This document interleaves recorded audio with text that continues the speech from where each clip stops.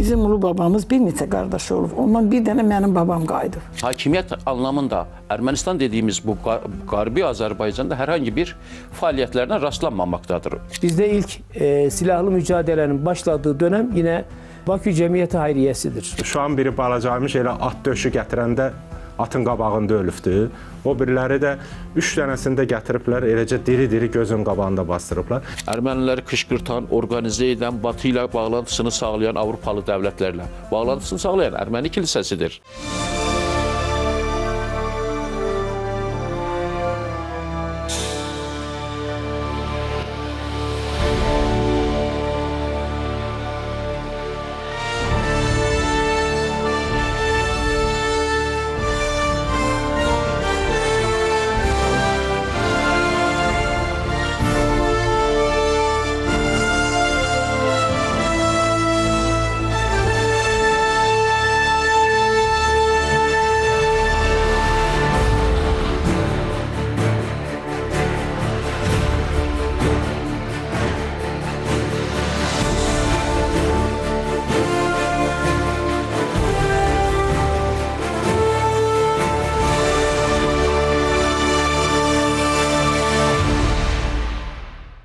Yığdırda, Qarsda və Ərzurumdakı çəkilişlərimizi Bakıda davam etdirdik.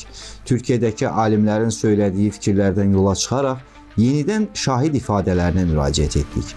Əslən Göyçə mahalının Daşkənd kəndindən olan Araz Yaquboğlu Bərdədə böyüyüb boya başa çatsa da ana yurduna, Qərbi Azərbaycanı unutmayıb. Mənfur düşmənlər, milliyyətçi ermənilər onu çox yaxşı tanıyırlar. Çünki Araz Yaquboğlu Wikipediyanın Azərbaycan üzrə ən aktiv redaktorlarındandır.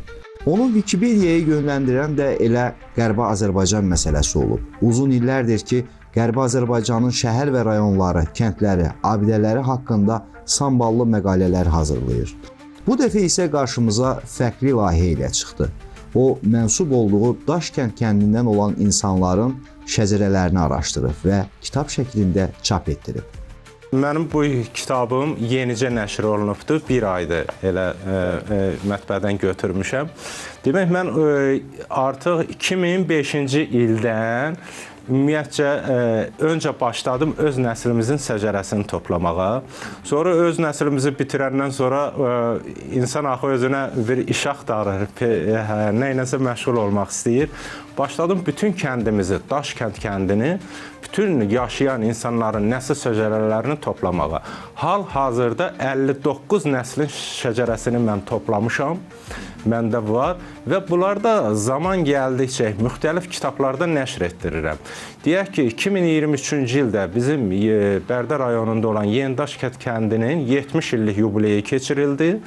Qərbi Azərbaycan icmasının nümayəndələri, Əziz Ələkbərlinin özü, deputatlar, nazirlər iştirak edirdilər. Həmin o tədbirdə mən 480 səhifəlik kitabla, belə deyək, tədbirdə iştirak elədim. Orada 52 dənə nəsil şəcərəsini mən həmin kitabda çap eləmişdim. Eyni zamanda bizim deportasiya olunmağımız haqqında 130 ailə deportasiya olunubdu 1953-cü ildə Bərdə rayonuna, bunlar haqqında.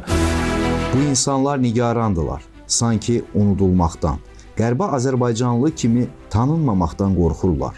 Var gücləri ilə ana yurdun, İrəvanın, Göyçənin, Ağbabanın, Dərərəyizin xatirələrini yaşatmağa, sənədləşdirməyə çalışırlar. Düzdür, bu işlə uzun illərdir ki, məşğul idilər. Lakin son vaxtlar prosesi intensivləşdiriblər. Çünki onlar artıq qalib Azərbaycanın vətəndaşları. Kitabda mən 25 dənə əhvalat vermişəm. Həmin əhvalatlarda Erməni-Azərbaycanlı münasibətləri də var, bizimkilərin ermənilərə qarşı döyüşməyi də var, ermənilərin hansı hadisələr törətməyi də var. Eyni zamanda ermənilərin 1919-cu ildə belinə qaynar samavar bağlayıb öldürdükləri Aşıq Nəcəf də bizim kəndin oğludur. Aşıq Nəcəf çox bənzərsiz istedada malik bir aşıq olubdur. Demək, Aşıq Ələsgərin nəvəsi İslam Ələsgər, atası Aşıq Talıbdan və Zoddu Aşıq Ağayardan, bunların hər ikisi Aşıq Ələsgərin şəhidləri olubdur. Onlardan bir müsahibə alıbdır, maraqlı müsahibədir. Demək, həmin müsahibədə deyir ki, Aşıq Ələsgərin axı 12 şəhidi olubdur. Deyir ki, şəhidlərinin hansını çox istəyirdi? Deyir, Nəcəfi. Deyir, niyə? Nəcəfi niyə? Deyir, çünki həm bənzərsiz səsi olub, çox istedadlı olub. Hətta Aşıq Nəcəf şikəstə belə oxuyurmuş, muğamları oxuyurmuş. O dərəcədə istedadlı bir aşıq olubdu. Gözəl zil səsi olubdu. Bilirsiniz də, seridə ən zil səsli aşıq Aşıq Əsəd olubdu. Hətta Moskvada oxuyanda Stalinin qarşısında belə Stalin onun boğazını yoxlatdırıb ki, görün ora nəsə qoymayıblar aparat. Hə, o dərəcədə Aşıq Ələsgər məsləhət görürmüş ki, ancaq Aşıq Nəcəflə Aşıq Əsəd eyni toya gedə bilər. Çünki bunların səs diapazonu bir-birinə uyğun gəlir. Bu baxımdan Aşıq Nəcəf o dərəcədə istedadlı bir aşıq olubdu. Azərbaycan ozanları hər zaman cəsarətli, ziyalı mövqeləri, müdriklikləri ilə seçilib. Qərbi Azərbaycanın dühası olan Dədə Ələsgərin ən fəxarətli şagirdlərindən olan Aşıq Nəcəf də məhz bu ozanlardan idi. Ermənilər xalqı pərən-pərən salmaq üçün hər zaman bu cür terrorlara, qətillərə əl atıblar. Xalqın irəlidə gələnini öldürərək digərlərinin gözünü qorxutmağa çalışıblar. Lakin Aşıq Nəcəfin müsibəti daha dəhşətli olmuşdu. Bəs ona qarşı xüsusi və amansız qəddarlığın səbəbi nə idi?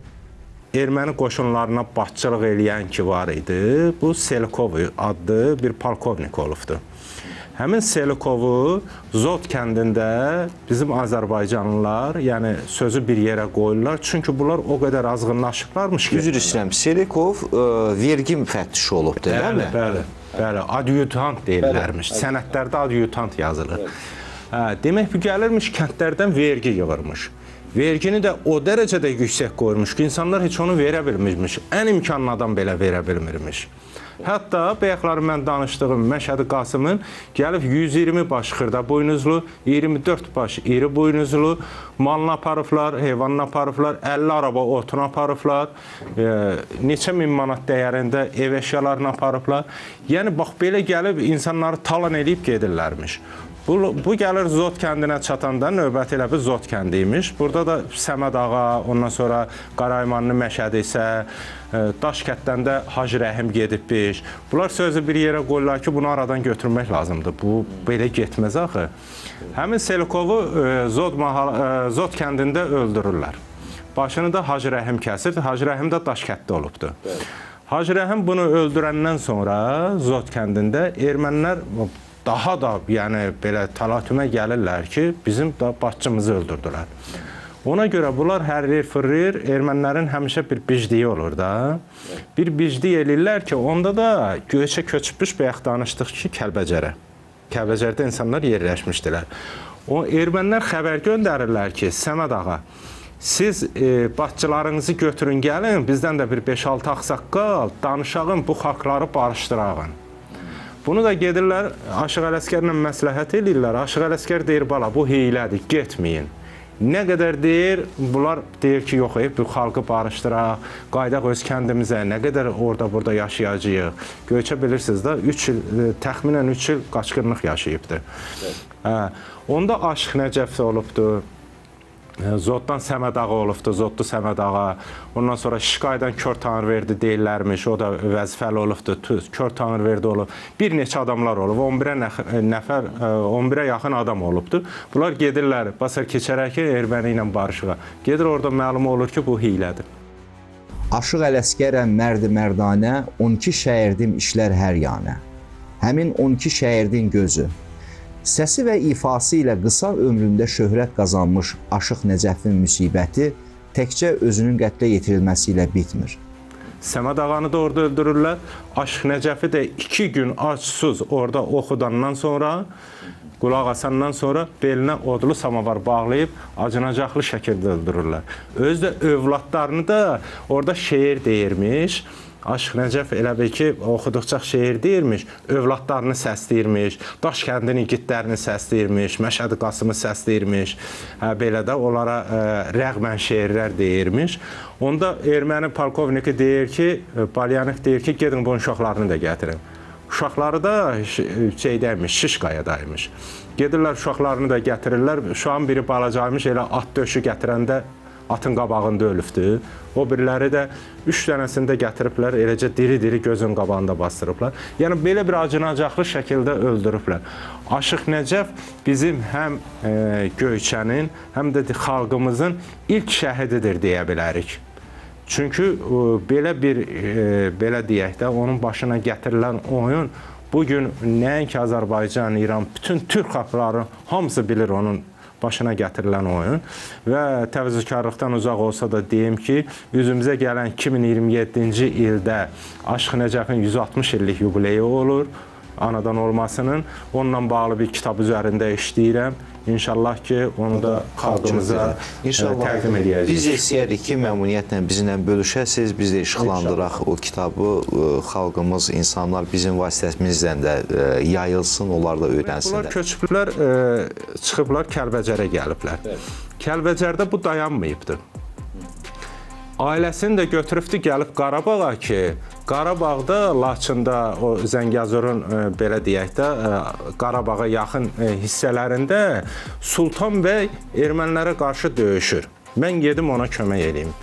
Bu adam gəlibdir Ağdamın Qasımlı kəndində, Xocalı kəndində, ondan sonra Ağdamın Əhmədavar kəndində, hətta böyük qızını Əhmədavarda bir bəyin oğluna veribdir, ərdə ailə qurublar, orada yaşayıbdır.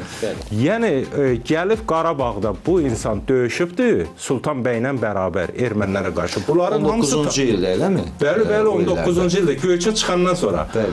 Yəni, ermənilər daha çox müqavimət göstərdilər. 5-6 gün müqavimətdən sonra indi bunlarda da axı ard gəlmir, silah gəlmir, sursat gəlmir, ona görə məcbur olurlar, çıxırlar. Çıxırlar Kəlbəcərə və bu insan Məşədi Qasım Hacı Kərimoğlu Kəlbəcərdə dayanmır. Ailəsini də götürür, gəlir ailəsini Ağdam rayonunda Əhmədavar kəndində yerləşdirir, özü Sultan bəylə bərabər ermənilərə qarşı döyüşür. Və Azərbaycanda, eləcə də Ermənistanda Sovet hakimiyyəti qurulandan sonra həmin ərəfədə Məşədi Qasım vəfat eləyir Şuşada. 1919-cu illərdə Məşədi Qasım Hacı Kərimoğlu və Ziyad Kəlvayı Hacıoğlu bir yerdə Laçın, Əsgəran və Şuşa döyüşlərində iştirak ediblər. 14 gün Şuşanın Malıbəyli kəndində mühasirədə qalıblar. O vaxt Sultan bəyin qardaşı, general-qubernator vəzifəsində işləyən Xosrov bəyin başçılıq etdiyi Azərbaycan əskərlərinin və Nuru Paşanın qoşunlarının köməyi ilə mühasirədən azad olublar. Onlar Şuşalı Məmmədqulu, Laçınlı Sultan bəy, Ağdamlı Hacı Zeynalın çağırışı ilə o müharibədə iştirak ediblər.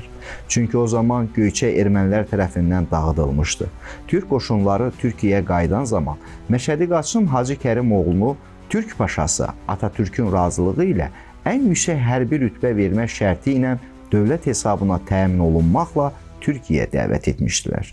Məşədi Qasım qəriblik sevmədiyinə görə bu təklifdən imtina etmişdi. Buna görə də Məşədi Qasımın adı əbədiləşsin deyə Ağdamın Qasımlı kəndi onun adına verilmişdi. Hörmətli tamaşaçılar, bu hekayəyə Araz Yaquboğlunun Soyumuz, Kökümüz və Özümüz adlı kitabındandır. Bu kitabdan proqramımızda da bəhs elədik. Siz də bu kitabı əldə edib Qərbi Azərbaycanın Göyçə mahalının, Daşkənd kəndi və Daşkənddən olan insanlar haqqında yazılmış bu hekayələrlə tanış ola bilərsiniz.